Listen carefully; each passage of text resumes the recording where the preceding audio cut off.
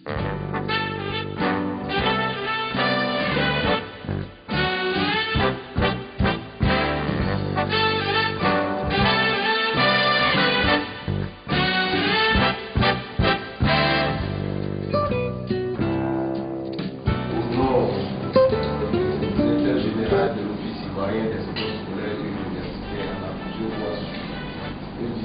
général de l'Institut national de la jeunesse et des sports qui soit ici, souhaiter la bienvenue. La cérémonie de ce matin marque l'ouverture solennelle d'un séminaire de 3 jours qui a débuté hier mardi et qui prend fin demain jeudi. Ce séminaire qui vise la formation d'instructeurs en kick athlétique est le fruit de la collaboration entre la Fédération internationale d'athlétisme, la conférence des ministres de la jeunesse et des sports, dont le secrétaire général nous a fait l'honneur d'être présent, et l'État de Côte d'Ivoire à travers l'Office ivoirien des sports scolaires et universitaires. La formation réunit une trentaine de personnes, dont des enseignants de l'école primaire, des enseignants de l'Institut national de la jeunesse et des sports et des agents de l'Office ivoirien des sports scolaires et universitaires. Monsieur le correspondant national de la Confédération, la cérémonie que vous présidez ce matin sera menée par 5 interventions. La première sera celle du directeur général de l'Institut national de la jeunesse et des sports. La seconde sera l'intervention du directeur général de l'OHU. La troisième intervention sera celle du représentant de la Fédération internationale d'athlétisme. La quatrième intervention sera celle du directeur du secrétaire général de la conférence des ministres de la jeunesse et des sports. Et enfin, la dernière intervention sera celle du correspondant national de la Confédération représentant la Confédération. Sur ce, je voudrais donc permettre à monsieur le directeur général de l'INGS de nous dire son mot d'ordre. Monsieur le directeur général.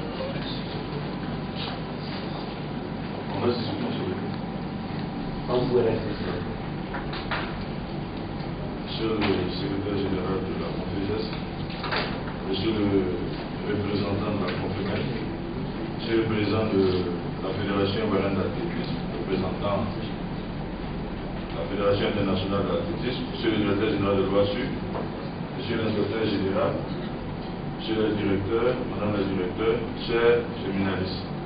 Je voudrais au nom de l'Institut national de la jeunesse et des sports vous dire à quoi va, comme on le dit chez nous. Bienvenue donc au sein donc de l'INGS et souhaiter que vous passiez un séjour agréable parce que en tant qu'institution nationale de formation, tout ce qui a trait à la formation est la bienvenue et rentre dans notre mission. Donc je ne vais pas être long, je vais vous simplement souhaiter un bon séminaire et un bon séjour au sein de l'Institut national de la jeunesse et des sports. Je vous remercie. National de la Confémen, monsieur le président de la Fédération ivoirienne d'athlétisme, représentant l'IDAF, monsieur le directeur général de l'INGS qui nous accueille, monsieur l'inspecteur général, mesdames et messieurs les inspecteurs généraux, mesdames et messieurs les directeurs généraux et directeurs centraux, chers collègues, chers séminaristes. Un des tenants de l'approche systémique disait que toute organisation peut s'appréhender comme un système, c'est-à-dire la manifestation dans un environnement donné d'un ensemble d'éléments qui entretiennent entre eux un réseau de relations plus ou moins complexes. Ainsi entendu, le mouvement sportif scolaire et universitaire de Côte d'Ivoire en est un. C'est ce système que mon unité administrative a pour mission de faire évoluer dans une approche qualité au bénéfice du plus grand nombre d'élèves et d'étudiants. La systémique nous invite alors d'établir la liste des éléments critiques de ce système, de déterminer avec justesse les changements à apporter à chacun d'entre eux, afin de faire évoluer l'ensemble dans le sens voulu. Ainsi, nous avons mis en évidence, sans souci d'hiérarchisation, l'environnement légal, institutionnel et réglementaire, le réseau de compétition, les infrastructures, les formations, les partenariats. Aujourd'hui, nous sommes réunis dans un cadre partenarial pour faire droit à la nécessité de mettre les formations en bonne place. La formation au kit athlétique, car c'est de cela qu'il s'agit, est chez nous organisée au bénéfice de 30 instituteurs auxquels nous avons associé 2 enseignants de l'Institut national de la jeunesse et des sports, afin que toutes les perspectives de développement durable soient assurées. La sollicitation de la conférence des ministres de la jeunesse et des sports ayant lancé en partage, avec l'appui de Monsieur le ministre de la promotion de la jeunesse des sports, elle n'est pas ou est loin d'être contingente. En effet, les valeurs, les missions, les objectifs qui constituent le fondement de la culture de la Confégès en font la première institution capable d'accompagner l'Office ivoirien des sports scolaires et universitaires dans son projet de relance du sport à l'école. Car la déclinaison même des objectifs de la Confégès est une invite que nous avons voulu explorer. En effet, les objectifs de la Confégès sont conseiller et appuyer les pays membres en utilisant le savoir-faire cumulé au cours des ans et en puisant dans leur capacité de réflexion et de créativité. Former les formateurs dont les pays ont besoin dans les domaines de la jeunesse et des sports, encourager les initiatives d'insertion socio-économique proposées par les jeunes en participant au financement de projets de jeunes entrepreneurs, encourager le développement de la vie associative, contribuer au développement et à la formation d'une élite sportive en Afrique, encourager des rencontres sportives et de rassemblement de jeunes pour favoriser les échanges, stimuler et valoriser leur participation et leur contribution au sein de la société. Pour l'OASU, engagé depuis 2012 dans le cadre de la relance du sport, dans la mise en place du mouvement sportif scolaire et universitaire, cette formation Kids athlétique est une opportunité qui vient contribuer à l'atteinte des objectifs de ce processus, à savoir améliorer les indices de la pratique sportive scolaire, parvenir à une animation de qualité de l'école, initier les élèves et les étudiants à la vie associative, occuper sainement les élèves et les étudiants, former les jeunes officiels, juges, arbitres, reporters et organisateurs, augmenter le nombre d'athlètes licenciés. Voici, c'est pourquoi, tout en invitant les participants à tirer profit de ces 3 jours de formation, je voudrais réitérer ma reconnaissance à Monsieur le ministre de la promotion de la jeunesse, des sports et des loisirs pour son soutien, ainsi qu'à la Confégès, à l'IAAF et à la Confémen pour nous avoir offert cette opportunité de qualité. Je vous remercie.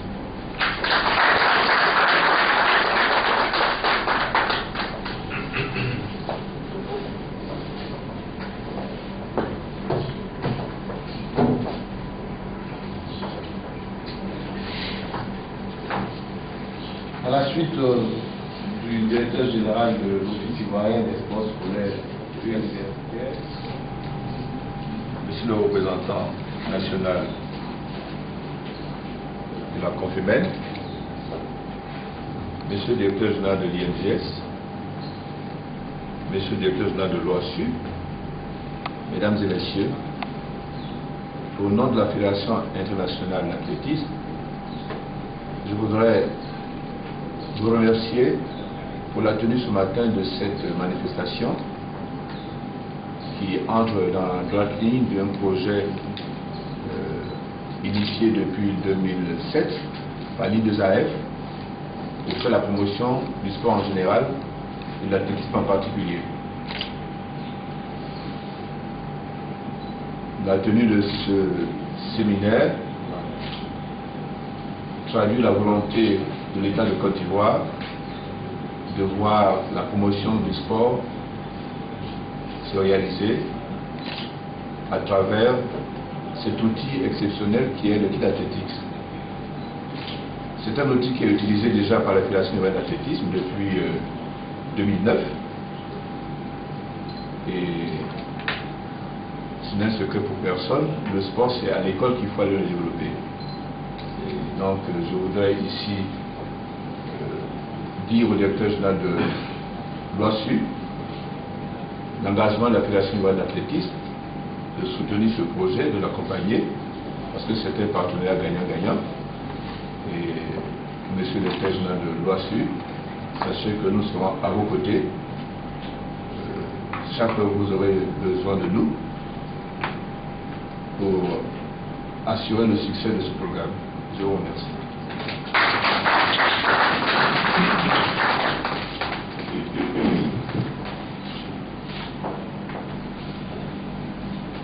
Merci, Monsieur le Président de la Fédération ivoirienne d'athlétisme. Je voudrais vous remercier, Monsieur le Directeur de cérémonie, Monsieur le Secrétaire général de la COPEGES, Monsieur le Président de la Fédération ivoirienne d'athlétisme, Monsieur le Directeur de l'OASU, M. Kone Mamadou, ancien condisciple de lycée Oufoué. Je disais qu'il avait conservé toute sa beauté de lycéen. Monsieur le Directeur général de l'Institut national de la jeunesse et sport, Monsieur l'inspecteur général, Monsieur le directeur et chef de service, cher ami Ala Yao, expert ivoirien venu de Dakar, car je vous ai considéré depuis hier que vous êtes l'un des experts que nous ayons en sport dans ce pays. Il y a de quoi être fier quand on vous rencontre. Messieurs les instructeurs, Mesdames et Messieurs les enseignants, je le souligne bien, participants au séminaire, Mesdames et Messieurs, c'est un honneur pour moi de représenter la Confémène, mais surtout de représenter Madame le ministre de l'Éducation nationale et de l'enseignement technique, présidente en exercice de cette institution. Je disais hier toute ma fierté d'avoir participé à ce séminaire à titre de participant, et puis l'un dans l'autre, et l'un au-dessus de l'autre, je me retrouve être en train de représenter surtout ma structure et surtout mon ministre. Parce que je me suis rendu compte hier que c'est vrai, à l'éducation nationale, nous avons à former les esprits, mais cette formation de l'esprit s'accompagne par la formation du corps, et c'est ce que fait le ministère de la promotion de la jeunesse, des sports et de loisirs. Les deux éléments complétants, se complétant pour former l'homme au complet. Et j'ai compris aussi ce qu'on m'enseignait en psychologie à l'époque, quand on disait que toute acquisition mentale a un soubassement physique, et il faut qu'il y ait une maturation physique avant qu'il y ait acquisition mentale. Et j'ai apprécié la liaison qui était faite en permanence entre la maturation motrice et quelquefois la maturation psychomotrice ou psychologique simple. Beaucoup d'enseignants apprennent, surtout au primaire, beaucoup de choses aux enfants. Mais je suis certain que beaucoup se sont rendus compte que l'aspect physique était aussi important que la lettre qu'on traçait au tableau, pour que l'enfant puisse en avoir une perception. Parce que pour pouvoir lire, il faut savoir s'orienter dans l'espace, se situer dans l'espace, différencier la gauche de la droite, le devant du derrière. C'est ça qui permet de lire. Et on enseigne quelquefois sans savoir qu'il y a une maturation à avoir au plan moteur avant de pouvoir faire une acquisition ne serait-ce que intellectuelle. Et hier, j'ai été heureux de l'apprendre, en somme de me remettre ça en mémoire auprès de M. Allah et de me rendre compte que les enseignants qui étaient dans ce séminaire prendront fait et cause de ce rapport étroit entre le physique et le mental. Je pense que je n'ai pas à conclure aujourd'hui, j'ai failli me laisser aller. J'ai une mission de représentation et surtout, je dois poser un acte d'ouverture, je préfère en rester là. Et donc, déclarer au nom de Madame la Présidente de la conférence des ministres de l'Éducation, des États et gouvernements de la francophonie, cette séance très importante qui forme les instructeurs dans nos écoles et qui montrera que prochainement on aura de bons athlètes, de bons sportifs, car je disais à M. Koné que nous attendons beaucoup de l'OASU. L'OASU, si ça avait fonctionné, je suis certain que toutes ces dérives qu'on a assistées à un certain moment au niveau de la jeunesse, on aurait canalisé ça vers le sport et peut-être qu'on aurait eu plusieurs Drouba à cet instant. Je déclare donc ouverte au nom de Madame le ministre, au nom de Monsieur le secrétaire général de la Confémène, la formation des instructeurs comment on appelle ça, de l'IAF et guide athlétique. Je crois qu'il montrera que vous, à votre niveau, vous ferez bon usage de ce qui sera acquis ce matin. Je vous remercie.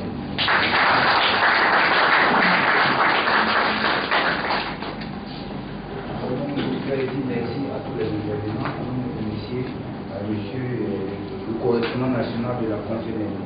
Alors, c'est l'ouverture officielle et solennelle de cet atelier de formation. Nous en sommes au deuxième jour et je me permets de vous présenter le programme qui va prévaloir aujourd'hui. Et nous aurons la présentation et la préparation de la compétition type athlétique. Aujourd'hui, ce sera lors d'un atelier de formation. Ensuite, nous aurons les compétitions type athlétique. Il y aura ensuite une pause déjeuner. On reviendra sur le feedback de la compétition. Ensuite, il y aura le modèle structurel du développement et du talent. Mais à cet effet, à présent, je voudrais vous inviter au cocktail. Merci, monsieur.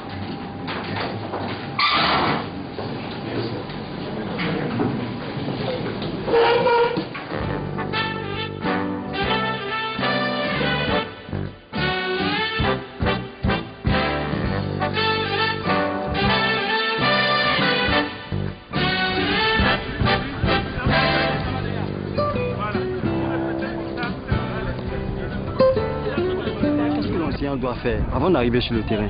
Qu'est-ce que l'enseignant doit faire en classe avec les élèves d'abord? Il doit les préparer. Il doit les préparer. En faisant quoi précisément? Bon, il doit les préparer ou envoyer sur le terrain, mimer le mouvement. Et si on voit des groupes d'élèves voilà, en classe, les mêmes par catégorie? Par catégorie. Catégorie d'âge, vous avez dit. Catégorie d'âge. Et mimer le mouvement pour que l'enfant sache que voilà ce que je vais faire. Voilà. Arrivé une fois sur le terrain, l'enseignant joue quel type de rôle? Il est encadreur, il est à la fois habile. Qu'est-ce qu'il fait concrètement sur le terrain? Parce qu'ici, il aura beaucoup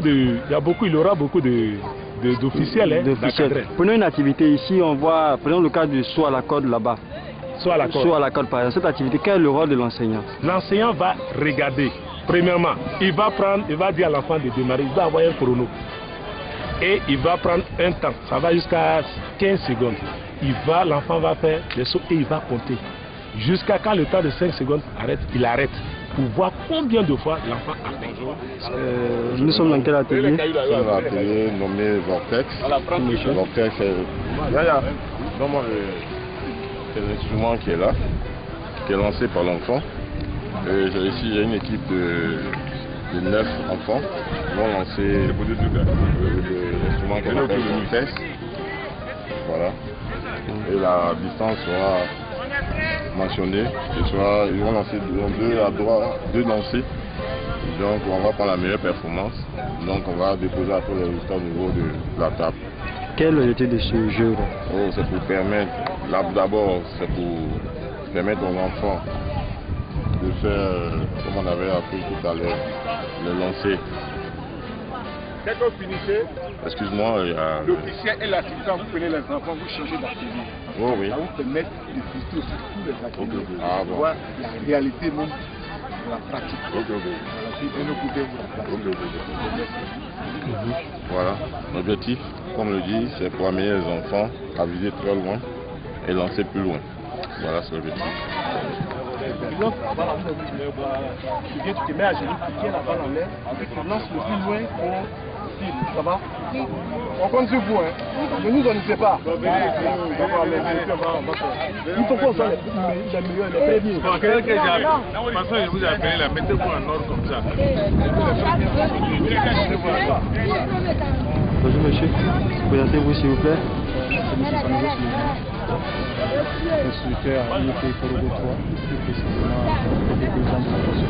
Décrivez-nous un peu votre jeu, quel est l'objectif principal de votre jeu? Ici c'est le saut à la côte.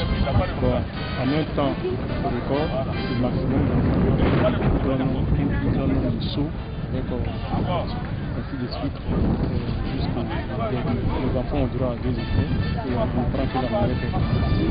Quel est le rôle de l'enseignant dans cette activité-là? Le rôle de l'enseignant ici, c'est de galvaniser, d'encourager les enfants. Se limiter seulement à donner les cours ne suffit pas. Avec ces activités-là, l'enfant se distrait, la santé y est, il est libre d'esprit et il peut beaucoup s'exprimer. Même les enfants timides, c'est à travers ce genre de jeu-là que l'enfant sort de sa timidité, il sort de sa peur et il va Vous êtes deux, vous êtes en compagnie de monsieur? Oui, c'est Mamadi Aïdara. Je suis chargé de sport à l'inspection de l'enseignement primaire Zoubre 2. Merci beaucoup, monsieur.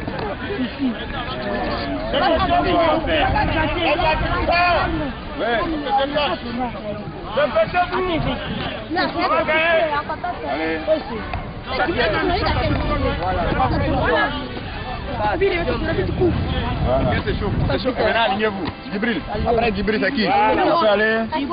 Après Djibril, tu es si et Willy. Chacun gagne Sarah. Voilà.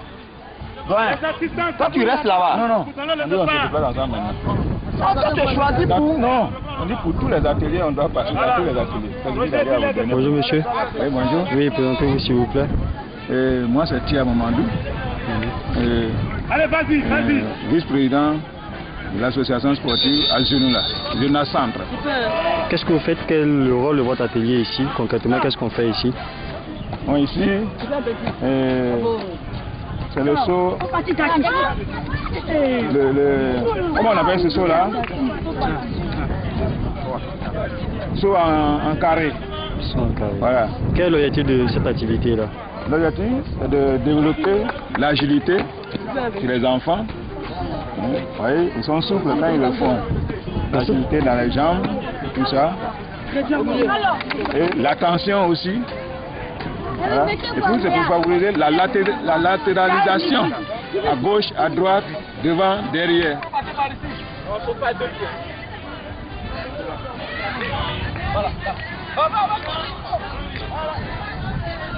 Regardez-le là. Vas-y.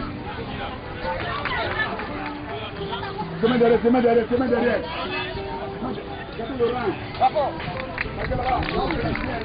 Je suis enseignant à l'EPP La June 1, responsable de sport IEP Koumassi 1. Nous sommes dans quelle activité, dans quel atelier ici? Nous sommes dans l'atelier de la course à tout à obstacle.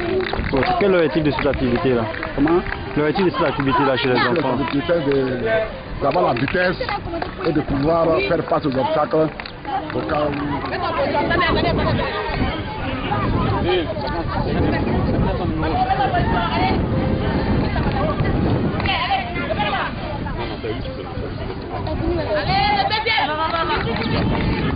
Tu devrais taper dans la main, il faut qu'il tape dans la main.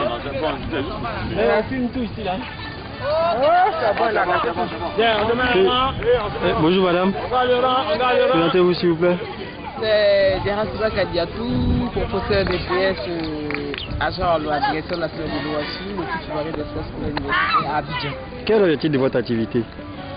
Déjà, l'objectif de cette activité, ça nous permet de déjà préparer l'enfant qui est déjà en milieu primaire aux différentes activités composant l'athlétisme. C'est-à-dire que nous avons les sauts, les lancers, les courses, les différentes sortes de courses avec la course de haie, la course de vitesse, les lancers de javelot, les lancers de poids. C'est une initiation de l'athlétisme en milieu primaire de nos enfants, du CP1 au CM2, les préparer déjà à bas âge aux compétitions, le temps qu'ils arrivent dans les... Présentez-vous s'il vous plaît. Bonjour, je suis Afro Marcel, enseignant à l'INJS, président de la Fédération sportive scolaire des établissements de l'enseignement primaire. Monsieur le Président, nous vous recevons dans le cadre de la formation d'instructeurs de l'athlète IAAF organisée par l'OHU en collaboration avec la CONFEGES, la CONFEMEN, si je ne me trompe pas, et l'IAF. Quelles sont vos impressions? Merci. Je crois que cette formation vient à point nommé. Nous avons sur le terrain des instituteurs qui sont des volontaires qui agissent sur les enfants pour la formation des sportifs. Il était nécessaire que ces enseignants-là soient formés à la chose. Parce qu'ils ne sont pas formés dans le sport. Aujourd'hui, nous avons, grâce à la CONFEGES et le CONFEMEN, nous avons une formation qui est très appropriée pour leur permettre d'animer des groupes d'enfants.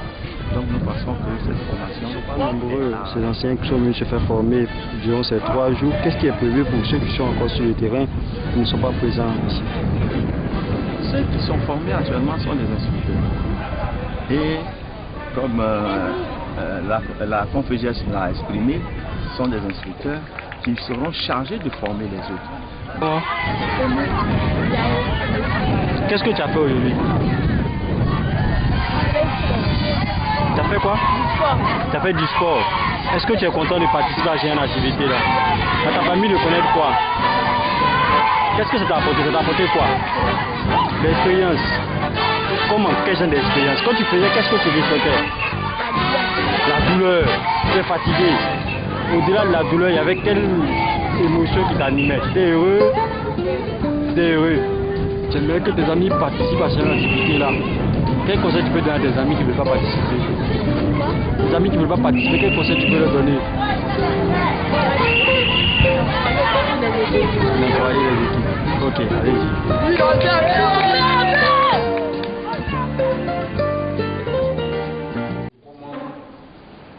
Professionnels, ils fichent les résultats d'équipe. Parce que c'est vrai, on voit les assistants, on voit les résultats de ce secrétariat. Le secrétariat, qu'est-ce qu'on fait? Qu'est-ce qui s'y passe? Quelle organisation est mise en place? Comment on donne les résultats? Comment on pointe? Donc, c'est la fiche qui est sur l'appareil. Donc, j'étais fait ça derrière. Ah, d'accord. J'ai reporté les mêmes résultats. Voilà. Donc, je vais donner, chacun va voir un peu comment ça se passe. Voici les 7 ateliers.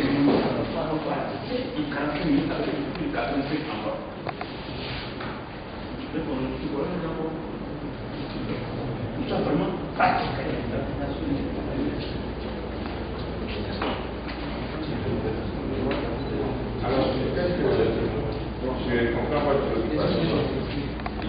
Très bien, il a commencé à expliquer les résultats dans l'exploitation de la science qu'on a vue. Donc, il faut qu'il leur présente comment on est arrivé à programmer les résultats de la science qu'on a vue, comment ils ont traité les résultats des différents ateliers, et puis après on va d'accord. Donc, bon, on regarde le tableau derrière. Les 7 ateliers sont inscrits en haut. La dernière des fleurs, c'est l'endurance. Là, tout le monde participe au même moment. Merci Paul, le porteur, on soit encore devant, soit à la porte, je suis vert et le chef de l'équipe A, l'équipe B, c'est la couleur. On a mis A, B, C, D, E, F, c'est les équipes rouge, bleu. Chaque cage qui correspond à un atelier est divisé en deux. La première cage est divisée en deux, on met la performance. Et puis la deuxième cage en bas, c'est le placement. Le placement. En rouge, ouais, le placement en rouge. Donc on faisait le même symbole de A à F. On a les performances de chaque équipe en même temps avec leur placement. Vous avez fait équipe A à 48 points, équipe B à 45, 60, équipe C 53, 60, et on voit la meilleure équipe déjà, on sait que l'équipe première c'est la première, deuxième. Ce sont les points. Ce sont les points. Oui, c'est les points. Le premier point. Oui, c'est les points. Ok. Oui, c'est les points. Donc, l'équipe fait max 6 points. Il y a 6, 5, 4, 3, 2 et 1. Ici, il y a les échos là. Il y a les échos, il y a les échos là. Voilà. Donc, quand tu prends la cage du même symbole, tu sais déjà le nombre de points que chaque équipe a obtenu au niveau du même symbole en fonction de leur performance. Vous savez déjà, quand tu prends déjà la carte du bon, le même symbole déjà, l'équipe de troisième. Quand tu tombes au cortex, c'est la même chose. La performance avec les hommes, tu fais des points. Performance, tu fais des points. Donc, tu sais déjà que E a 1 point et l'équipe F a 6 points. Quand tu prends le saut en 3, le saut en 3, les performances sont déjà marquées en noir, puis le nombre de points marqué en rouge, jusqu'à l'échelle de vitesse. Maintenant, en épreuve d'endurance, c'est la même chose. Là, c'est le nombre de boules sont déposées dans le panier de porte. À l'issue du temps donné par le superviseur, quand on arrête, on compte le nombre de boules que les personnes ont déposées dans le panier vide. On voit que ici A a déposé 26, B 27, C 28, G 15, E 27, F 26. Donc, l'équipe E a 6 points, a déposé 28. L'équipe E a 5 points. Est-ce que vous voyez?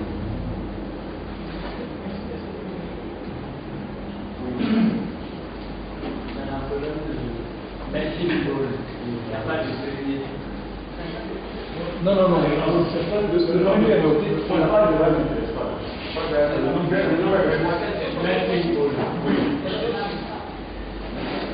Merci beaucoup. Qui a 6 points?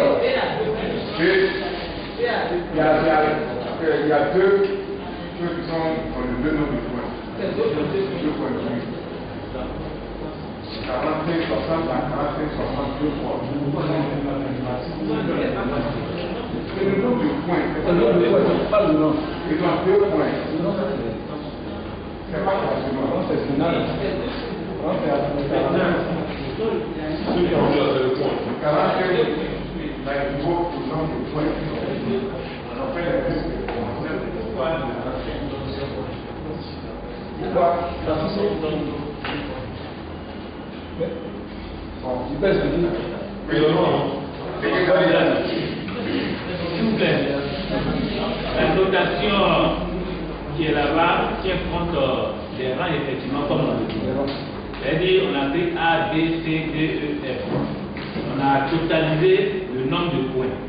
A à 48,20, B à 45,60, ainsi de suite. Ça, c'est des performances sur le terrain que les enfants ont eu. Et on regarde, après avoir fini, on prend la colonne de Medicine Ball pour toutes les écoles. Lui qui a fait la plus grande performance occupe la première place. Si on devait faire en termes de classement, n'est-ce pas?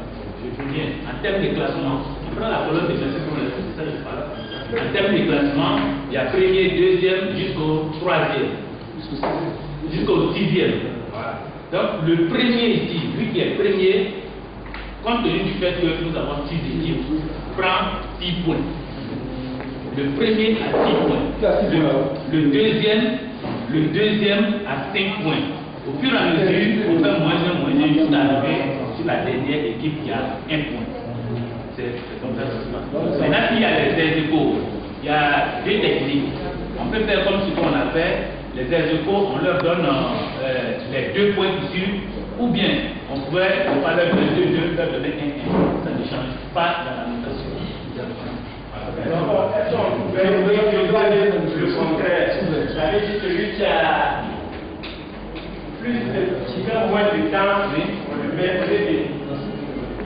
au lieu de 10, on va le mettre 1. Non, si tu fais comme ça, puisqu'il y a le décompte final qu'on va faire, c'est en termes de points. Si tu mets premier, deuxième, tu ne pourras pas faire le décompte du point. Donc c'est en fonction de ça qu'on donne des points. Donc en termes de points, on fait le classement final. Donc ça veut dire qu'il y a 10 équipes. Voilà. La petite points. C'est pas un classement par fonction du nombre d'équipes. On ne met pas le classement par épreuve. C'est à la fin de la compétition, on met le classement final en fonction des points. Le nombre pour donner ton classement, tu le fais en points. Par atelier, atelier porté. Premier, on dit premier, 6 points. Le premier, 6, c'est le nombre de points. On ne dit pas premier. Alors, on va premier, on fait premier au porté, premier au 3, deuxième, on t'a calculé comment. Donc, c'est par point, par équipe.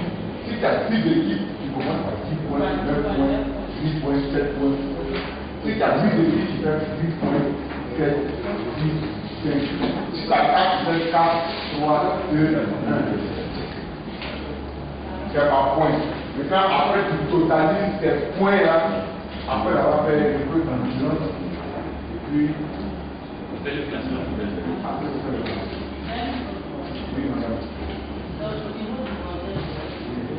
je regarde le tableau, il y a certaines équipes qui ont des chiffres. Et puis, alors, par exemple, moi je vois ça en 47, 147 3, 170, et puis ceux-là, 180.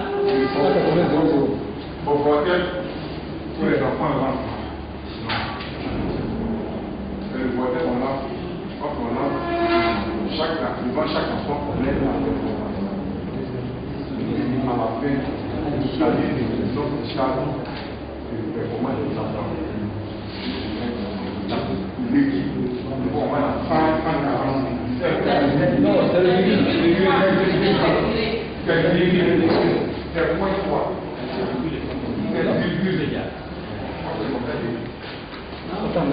Le point, c'est oui, ils ont divisé, ils sont allés au 10e près. Non, il n'y a pas eu en principe. Vous ne devez pas avoir de point. Des chiffres à virgule. C'est-à-dire, c'est rond. Quand par exemple on dit 6,20, on ne va pas avoir 6,23 parce qu'on a vu que le ruban mesure était de 20 cm à 20 cm. Et à chaque fois que l'engin tombait entre deux graduations, on prend la graduation supérieure. Et là, il n'y a pas de 3, il n'y a pas de 4. Bon, il n'y a pas de 3. Si on dit 6,40, si on n'a pas mis les 40, on dit que c'est le 4 de ceux qui va apparaître, bien sûr. Voilà. C'est pour ça qu'il y en a qui vont 47,3. Mais les 66, normalement, il ne doit pas avoir 66. Oui, mais ça doit être 70. Puisqu'on est entre 60 et 70. Mais on n'a pas tenu compte parce qu'on devait faire la remarque ici. Et donc, comme on est tombé dessus, on a profité pour vous donner une votation. Sinon, normalement, on allait arrondir pour vous donner. Ça, on est en train Oui. Donc, il ne va pas avoir de trottoir de grade 66 sortie militaire. Là, ça va. Merci. Donc, au final, c'est le nombre de points en rouge 4, 3, 6, 7, 6, 3, 4. Le total de 2, 5, 3, 2, 4, 5. Le total. 6, 5, 3, 5, 13, 6, 7, 6. Le total. Après le total de notre, vous voyez, l'équipe a un plus grand nombre de points.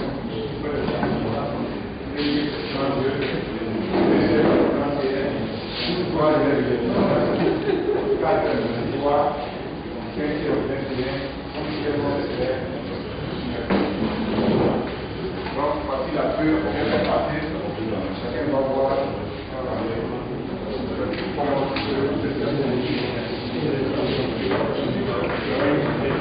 et une affaire.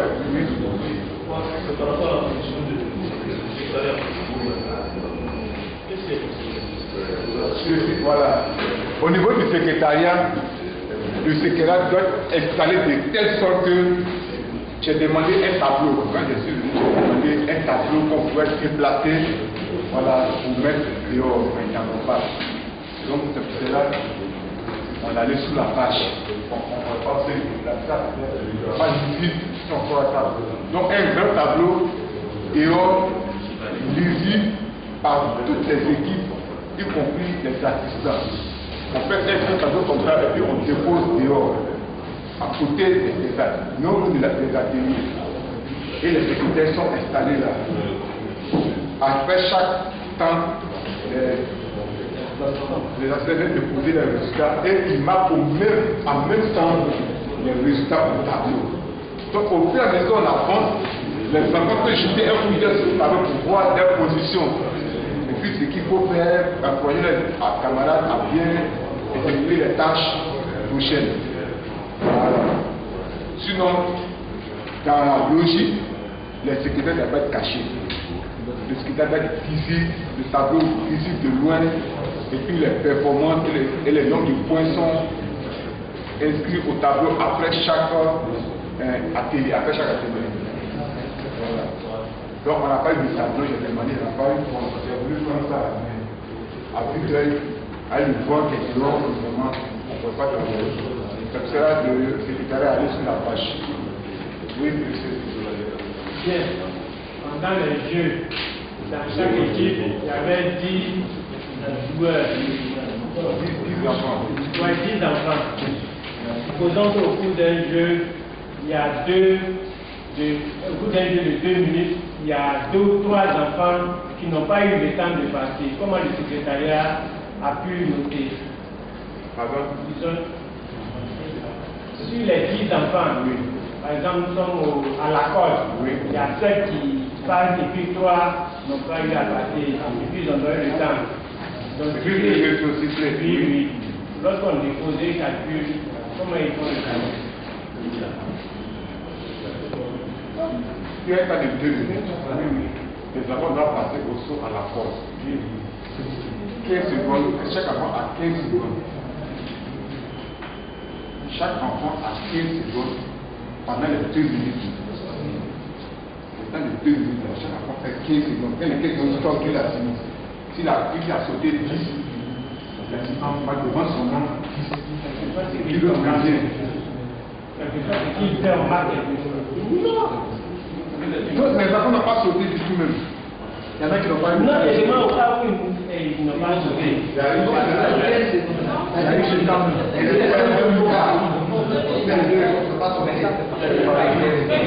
S'il vous plaît. La présentation du collègue. Effectivement, il y a des enfants qui n'ont pas pu exécuter des tâches par rapport au temps donné. Il s'est dû au fait que l'assistant et l'officiel qui était là n'ont pas été certainement très vigilants. Parce qu'il faut bien de telle sorte que tous les enfants puissent exécuter la tâche dans le temps imparti. C'est ce même temps qui est imparti à tout le monde. 2 minutes, c'est pour tout le monde. Et c'est tous les ateliers, puisque c'est pour nous. Nous, quand ça arrive au secrétariat, on constate qu'il y a 10, sur 10, il y a 5 qui ont fait des performances. Il y a 5 qui n'ont pas fait des performances. On totalise les performances des 5. Voilà. Donc, c'est les performances des 5 qu'on donne au groupe. On n'invente rien. Voilà. Donc, ceux qui vont tout passer, quand ils vont arriver dans ce même atelier, s'ils sont plus rapides que vous qui êtes passé là, certainement il y aura 6 ou les 6 vont passer dans ce même temps. Donc, c'est-à-dire l'équipe là, c'est plus efficace que vous. On n'invente pas. S'il y a 3 qui n'ont pas sauté, on n'est pas des performances. Voilà. Vous avez tout le monde a le même temps pour s'exprimer. Il y a peu de personnes qui l'ont utilisé et que tu as 7 enfants pour sauter la porte, donc la performance est très avec les enfants, on va les rappeler,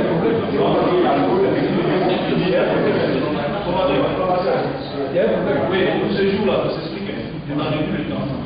Et les enfants, on allait jusqu'à 10, et là, ça devrait être 10.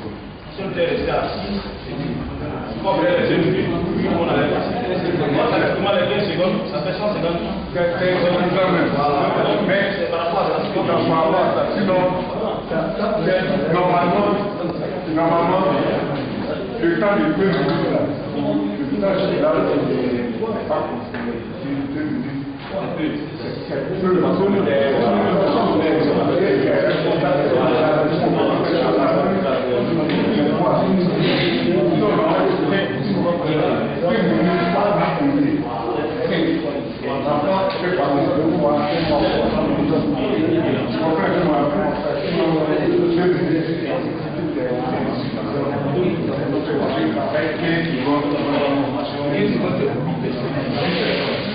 Donc, qu'est-ce que vous avez fait une opération, une réalisation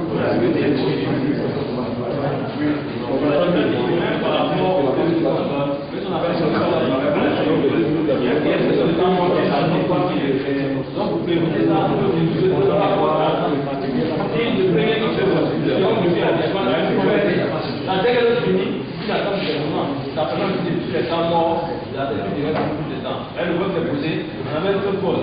Et quand la seule col, quand on saute une fois, on a les 15 secondes, on avait le prenne. C'est pour ça, il y a des secondes dans la dans le devoir, 2 ou 3 cols, on a besoin d'être plus rapide. Sinon, dans le kit, il y a 2 cols. Une colle 2, 16, 16, une colle de vous pouvez faire 2 cols. L'opération locale. Il y a 2 cols. Le signal est donné, je attends. Il ne tape pas 15 secondes. En même temps, quand je le mets. Les 2 codes vont servir à comment on est arrivé à ce programme. Et si vous avez fait attention, ce n'est pas lui qui a dit le mot d'ouverture. C'est le représentant de Madame Lamine qui a dit le mot d'ouverture. Parce que Madame Lamine est la présidente de la conférence. Et la conférence est l'éducation. Donc c'est eux qui président la conférence. Et comme on était dans le pays, la présidence de la conférence est là. Par rapport au secrétaire général, Madame la présidente qui prend la présidence. Et bon, on s'attendait à son arrivée. C'est pas que dans les dispositifs, ils sont représentants. Les gens qui ont dit le mot de service. Madame la présidente a reçu une lettre officielle de la conférence sur cette formation. M. Malek, il y a des documents là. Son nom est dessus. Vous voyez ce document-là, lisez bien. La première page. Vous voyez, 12 juin 2014. DPS à l'école, 12 juin 2014. Et vous voyez Malek, il a même son mail. C'est le directeur de développement de l'IDESAE. Il fait partie des auteurs du document, des documents que vous avez vu. Si vous prenez ce document que vous lisez bien, vous allez voir à la première page, cette page, parmi les informations qui nous sont données, on a dit deuxième édition 2006, revue et mise à jour par Charles Bozoli, les ont cités, et vous allez voir Marek Elkeli. Voilà. C'est celui-là. Le 12 juillet 2014, ici même à Abidjan, on a fait la conférence des ministres de l'éducation nationale de la francophonie et la session ministérielle est venue au nom du président de l'ISAF pour présenter à ses ministres ce que c'est que l'équipe accueillie. Et pour moi, l'équipe accueillie a répondu. Ça va? Vous avez ce que on nous a aussi remis le document qui dit c'est quoi la conférence et le représentant vous a dit c'est quoi la conférence, quel est le rôle de la conférence par rapport au contenu d'enseignement. Je vais exprès pour citer ce document pour vous dire que rien ne vous a été remis au hasard. Chacun des éléments constitue une documentation sur laquelle vous devez vous appuyer pour dire ce que vous êtes, ce que vous avez fait, et pourquoi vous le faites, et pourquoi vous allez le faire. Donc aujourd'hui, vous savez ce que c'est que la conclusion, vous savez ce que c'est que la Fédération internationale, vous savez ce que c'est que la conclusion. Ce sont ces trois structures qui sont mises ensemble pour faire en sorte que l'éducation physique et le sport soient implantés à l'école. Nous n'êtes donc pas hors, vos interventions ne sont pas hors circuit. Vous êtes dans le circuit. Ces institutions ont trouvé que c'est la voie à suivre. C'est pour ça que, de manière institutionnelle, elles ont signé une convention et nous sommes à une phase opérationnelle de la mise en œuvre de la convention sur les Je laisse, ça ce n'est pas mon devoir. Chaque pays identifie les bénéficiaires de la formation et les envoie en mission par rapport à sa politique nationale. Je considère que quand vous allez partir par rapport à ce que vous savez et par rapport à celui qui vous a choisi, il va vous dire ce qu'il attend de vous. Et quand il va vous dire ce qu'il attend de vous, par rapport à l'aspect institutionnel, on va créer alors les conditions pour que vous puissiez jouer votre rôle, vous puissiez remplir les fonctions qui vont vous être données à partir de la formation dans l'environnement où vous vous trouvez. Ça va? C'est pour ça que j'ai dit que vous allez créer un réseau entre vous. Si une difficulté se présente à quelqu'un dans son environnement, il puisse partager avec les autres. Cette difficulté, elle peut être d'ordre pédagogique, mais d'ordre institutionnel aussi. À partir de ce moment-là, vous échangez. Et vous échangez entre vous, mais aussi avec vos supérieurs, c'est-à-dire ceux qui vous ont envoyé à cette mission, ceux qui vous ont permis de vous former, qui vous demandent d'aller dupliquer cette formation dans votre environnement. C'est comme ça que vous allez trouver des solutions et faire avancer. L'objectif, c'est que nos enfants soient éduqués et bénéficient d'une éducation de qualité. C'est ce que vous recherchez. C'est ce que la conférence a dit lors de sa candidature session ministérielle. C'est ce que nous essayons de faire à travers l'activité que nous maintenons de mieux, c'est-à-dire l'activité sportive. Donc votre objectif, c'est une éducation de qualité.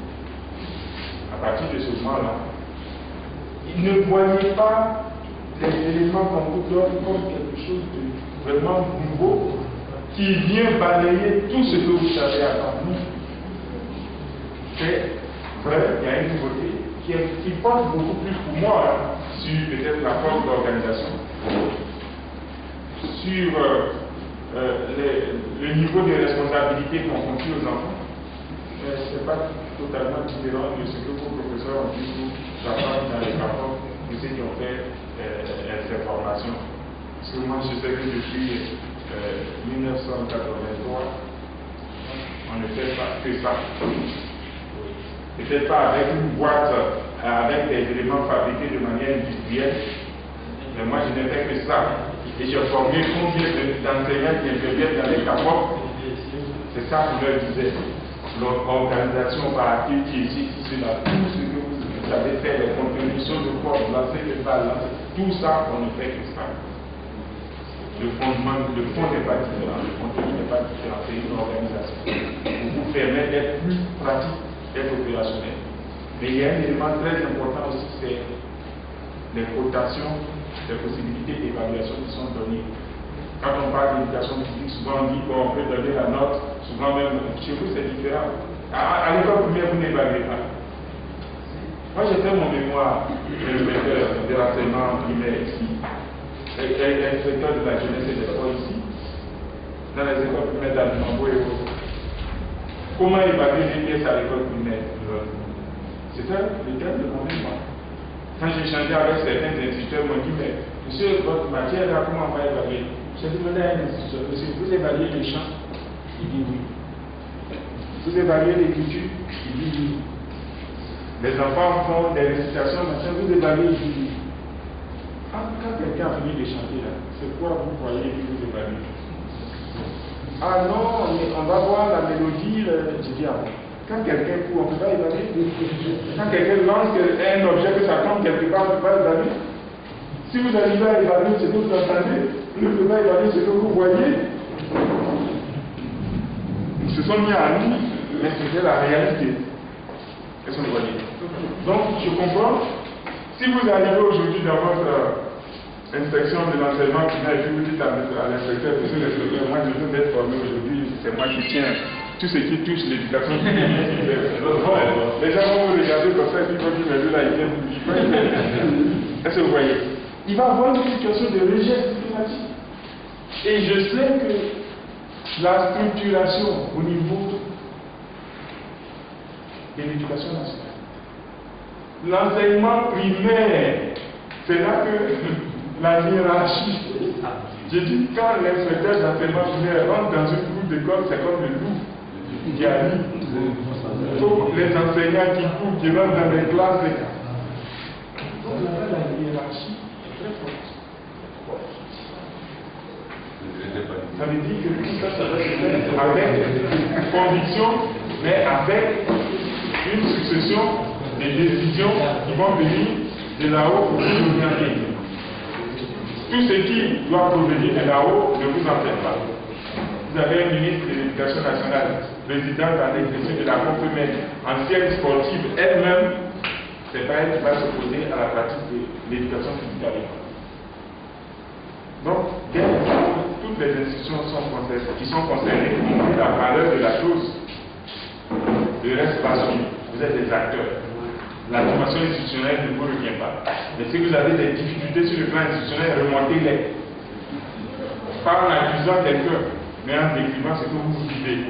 Les supérieurs sauront prendre la décision. C'est pour ça que nous avons dit, si vous lisez, et peut-être qu'on pourra vous... On en parle dans le plaidoyer, on a parlé de commissions mixtes au niveau des États. Ces commissions mixtes prennent en compte représentants du ministère, représentant du sport, représentant du ministère de l'Éducation nationale, représentant du mouvement sportif. On n'a pas cité une fédération. On a dit le mouvement sportif. La fédération d'athlétisme est un membre du mouvement sportif. Et le secrétaire général, dans son intervention de ce matin, si je porte mémoire, parlait d'associer toute compétence capable d'apporter quelque chose venant de ce mouvement sportif. Donc, lisez bien le plaidoyer qui vous est donné. Si vous le parcourez, vous allez voir qu'il y a une description rapide de la situation, un constat qui a été fait de la situation des DPS à l'école. Ce n'est pas seulement en Côte d'Ivoire, mais dans l'ensemble des pays francophones. Et on voit bien le primaire, le supérieur, le secondaire. Ensuite, les principales contraintes, vous allez voir, il y a des contraintes institutionnelles, mais il y a aussi des contraintes matérielles. Donc, tout ça. Et puis, l'argumentaire pour la relance de ces activités. Cet argumentaire repose sur le fait que l'EPS est un outil d'éducation. Ensuite, un moyen de prévention de la santé, je l'ai dit. L'éducation physique est créateur d'emplois, emplois sportifs. Je ne dis pas seulement les pratiquants, mais regardez le nombre d'emplois que l'activité sportive peut générer dans un éducation. Regardez le nombre d'enseignants d'éducation physique. Regardez si chacune de nos communes a en son sein un responsable qui gère la cellule d'activité physique. Regardez si chacune de nos fédérations emploie, ne serait-ce que de manière permanente, 2-3 personnes en activité physique. Regardez les associations sportives qu'on a. Et puis, Je ne vais pas prendre pour toi parce que toi tu fais déjà la publicité. Aller dans un magasin et essayer d'acheter. Même maillot, je ne dis pas de nom parce que je ne vais pas faire de publicité. Vous allez voir le prix. Aller dans un magasin et je vois que parmi vous, il y en a qui sont très bien chaussés. Et regardez les prix d'une paire de tennis. Mais pourquoi tout ça c'est aussi cher? C'est parce qu'il y a des gens qui achètent. Mais pourquoi les gens achètent? C'est parce qu'il y a des pratiquants. Donc regardez le nombre d'emplois que l'activité physique crée dans les pays européens. Nous ici on est encore en situation d'amateur. Parce qu'on est incapable même de donner, si on nous demande des statistiques en termes de pratiquants de sport, dans nos pays on est incapable de le faire. Mais parce qu'on n'a pas de cadre structuré pour prendre tout ça. Donc voilà, on a des jeunes qui ont des potentialités, qui peuvent produire ou qu'on peut orienter vers des emplois stables et rémunérateurs. Et puis on est là, on est amateur, on ne fait rien. Et tout comme dans, je prends l'image, en matière de sport, on fait comme dans les produits agricoles. On produit le café, on coupe le bois, on ramasse tout, on envoie au blanc, ils en vont continuer et quand ils en vont acheter ça très cher. Dimanche, on m'a dit que nos joueurs professionnels là sont venus. Eux, c'est comme on les a envoyés plus. Les équipes là-bas les ont raffinés. Vous allez voir le coût du billet pour aller au stade. Nous développons un minimum ici. Nos championnats, les terrains sont vides. On va nos cacahuètes, on n'achète pas. Mais quand les gens vont mettre un peu de sucre pour qu'ils mettent dans une boîte, ils arrivent, et puis un petit peu par boîte. Et on achète. Vous avez vu? Nous avons une mine d'or. Nous sommes capables de créer des emplois rémunérateurs, des emplois pour nos jeunes. Si nous arrivons à développer l'activité physique. Le secrétaire général dans son intervention ce matin a dit, que voulez-vous, qu'est-ce que l'enfant peut apporter à son pays si du CPN jusqu'au CM2, qui n'a fait qu'apprendre à lire, à écrire, et cet enfant qui va accéder en 6e parce que ses parents ne peuvent pas payer, parce qu'il n'a pas été orienté, il retourne au champ. Il dit, mais celui qui est resté au champ en alphabet auprès de son papa devient plus utile que lui. Parce que lui, il peut accompagner son père à l'école, et si le père n'est pas là, il peut aller regarder les pièces, maintenant on il peut aller extraire le vin, mais pas le dire de lui. C'est lui qui est passé à l'école de lui. On ne peut pas dire que tu es plus opérationnel. Est-ce que vous voyez? Parce qu'on a dit que tout ce qui touche au corps n'est pas bon. Donc, c'est ce qu'on vous demande, c'est d'aider à faire ça. Aujourd'hui, institutionnellement, tout le monde est d'accord pour faire ça. Donc, ce n'est pas vous. Vous êtes des acteurs. Et je suis heureux de voir que vous êtes très engagés. Au niveau institutionnel, on est d'accord pour le faire. On vous donne la formation. Le directeur de loi se chargera chaque fois qu'il aura des blocages de créer les moyens de débloquer, de telle sorte que vous soyez opérationnels déjà dans votre acte, dans votre école et après dans votre environnement. Ça va? Et notre objectif, c'est que dans un futur très proche, toutes les écoles de Côte d'Ivoire puissent fonctionner véritablement en apportant cette éducation physique dont les enfants ont besoin dans nos écoles. À qui fait ça? Voilà. Je voudrais, au travers de votre intervention, intervenir pour dire que hier même, j'avais eu l'envie de faire cette intervention pour faire une remarque. J'attendais demain, si on n'en parlait pas. Je voudrais dire que très souvent les enseignants que nous sommes publicitaires sommes taxés de ne pas aimer les activités publiques, de ne pas faire les activités. Mais moi je comprends que c'est une accusation gratuite.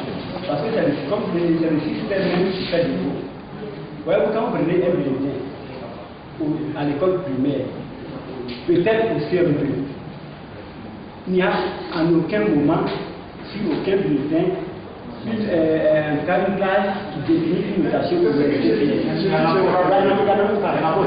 Bon, au CM2, on prend en compte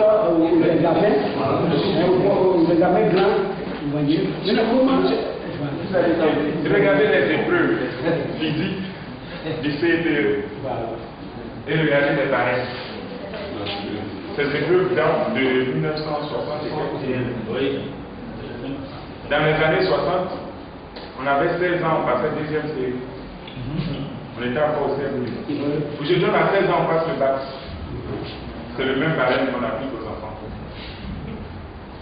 Et je vous ai dit, quand je parlais ici, on donnait un poids de 2 kilos à l'enfant. Aujourd'hui, l'enfant arrive au CM, il a 9 ans. On lui donne un poids de 2 kilos, on lui applique le barème qu'on appliquait à celui qui avait 17 ans. On est complètement à côté. Et après, on n'évalue pas ce qu'on enseigne. Quand vous faites beaucoup, là, combien de fois vous faites le lancer de poids? Combien de fois vous faites ce saut à hauteur? Bon, tout passé, quand on parle de la qualité de l'éducation, si vous prenez les éléments qui permettent d'évaluer la qualité de l'éducation, on est complètement à côté. Je dis, si moi-même je suis ministre de l'Éducation nationale aujourd'hui, j'ai dit vos méthodes d'évaluation en EPS, là, on n'applique pas ça à mes examens. Parce que ça n'évalue pas ce qu'on apprend. C'est pour ça ici, vous avez vu, on a développé des habiletés motrices et on vous montre comment acquérir ces habiletés motrices. Vous-même, vous voyez que telle forme de pratique permet de développer telle habilité. Donc, si dans votre programme, c'est l'adresse, on a cité ce lancer sur cible qu'on nous propose ici. Mais on peut trouver deux formes de lancer sur cible. Pour l'adresse, si au lieu d'avoir ce bâton, ces bâtons avec il faut faire passer, c'est bien. Mais si vous n'avez pas ça, que vous êtes enseignant, que vous voulez travailler l'adresse, en vous appuyant sur cette situation qui a été créée et que c'est la compétence adresse que vous voulez mesurer, il y a plein d'autres moyens. Je peux mettre un panier quelque part, donner des ballons aux enfants et puis graduer les mêmes distances pour dire celui qui arrive à mettre le ballon dans le panier, ça fait tant de points, et si tu aurais travaillé l'adresse, je peux mesurer l'adresse. Je peux mettre un panneau au tableau, dessiner des figures dedans, des plus petites aux plus grandes, en mettant les enfants à certaines distances et leur demander de lancer. Celui qui touche la cible la plus petite est le plus adroit, a plus de points. Ou alors celui qui touche la cible en étant le plus loin, a fait peu d'adresse, je lui donne le plus de points. Vous avez travaillé l'adresse. Vous pouvez évaluer l'adresse. C'est ça. Donc, je vous dis, il y a des situations qui vous sont proposées, mais vous êtes des éducateurs, vous êtes des enseignants.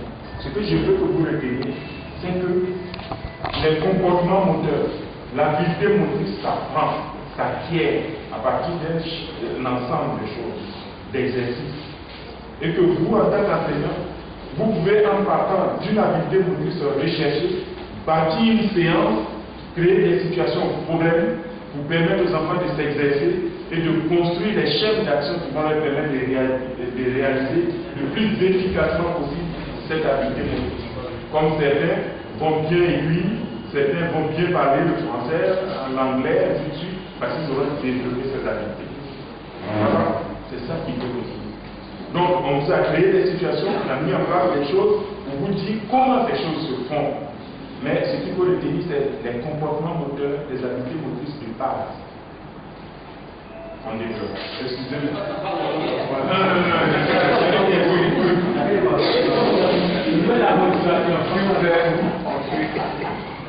La détection des jeunes talents. On n'entend pas.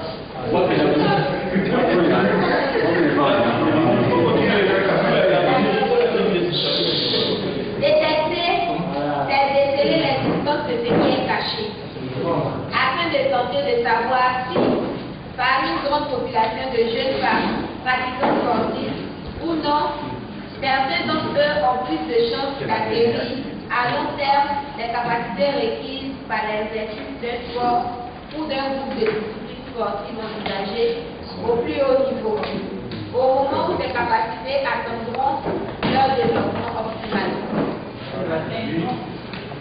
Oui, absolument. Il s'inscrit dans cette logique-là. C'est que l'activité sportive à l'école répond à plusieurs éléments.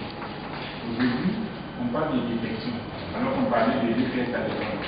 Il faut revenir à votre vécu de tous les jours. Cette détection, vous la faites sans vous la rendre compte, mais vous la faites tous les jours. Vous constituez les équipes pour suivre votre école, même la classe.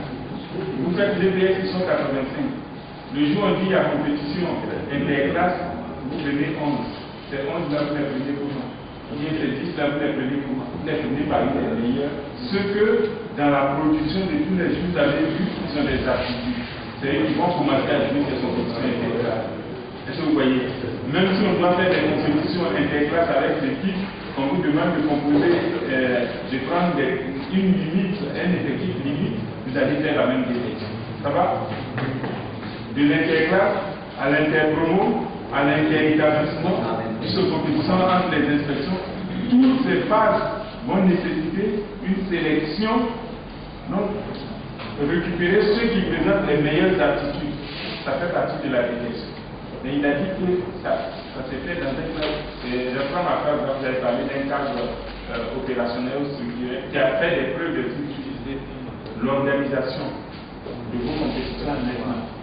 Posséder des structures d'accueil, d'études, d'entraînement et de suivi à proposer à chaque jeune effectif. Si vous faites des associations sportives d'établissement, déjà vous offrez la possibilité à votre enfant qui se trouve à l'école, qui a des potentialités, qui va être membre de cette association, une opportunité, un cadre d'encadrement officiel, pris en compte par l'administration scolaire, de telle sorte qu'il puisse continuer à développer des potentialités en étant couvert par les assureurs, en étant suivi par les enseignants et par l'administration de son école pour développer cet talent. Est-ce que vous voyez? C'est l'avantage de mettre en place les structures qui sont en train d'être organisées aujourd'hui pour récupérer ceux parmi les enfants qui vont faire ces activités, qui vont avoir des talents et un potentiel pour le sport d'hôpital. Voilà.